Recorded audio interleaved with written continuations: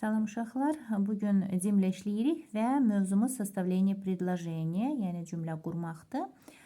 Davam edək, 67-ci sual belədir. Составьте предложение.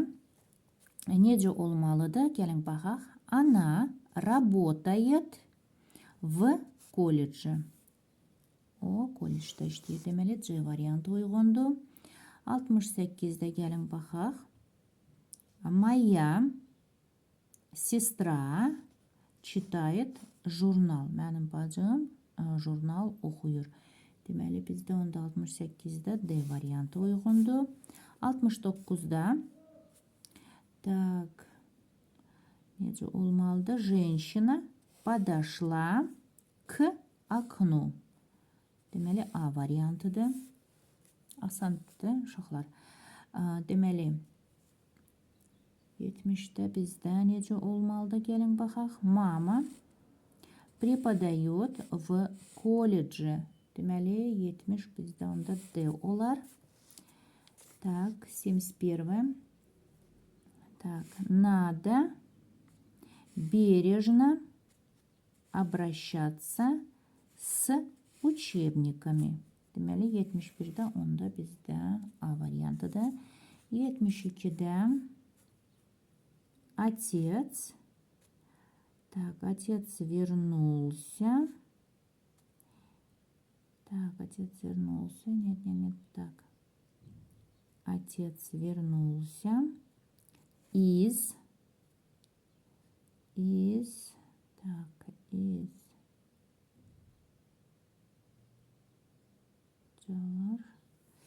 Так, отец вернулся из поездки вчера. Bax, belə olar da düz.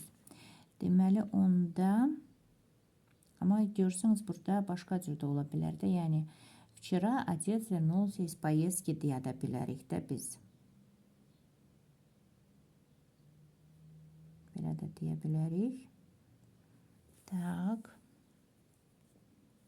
Amma o variant yoxdur da uşaqlar. Məsələn, вчера отец вернулся из поездки deyə o variant yoxdur. Ona görə biz A variantını burada götürməli oluruq da biz. Дальше. 73-də у нас будет. Так, школьники написали сочинение об экскурсии. Deməli, 73-də bizdə onda E variantı uyğundur. Дальше.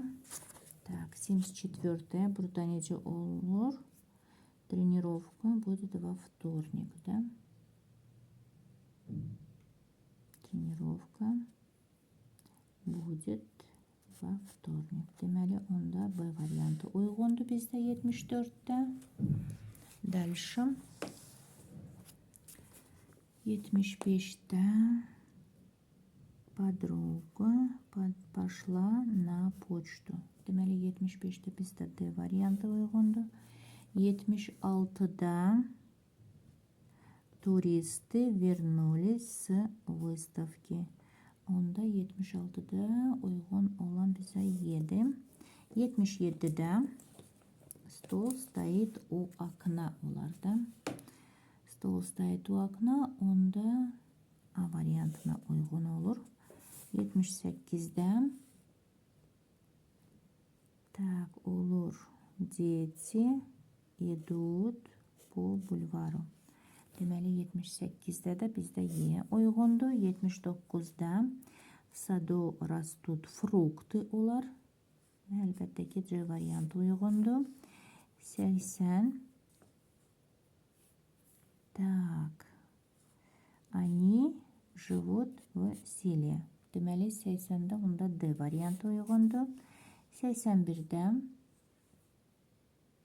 так, 81-də necə olur? Дети играли на берегу моря.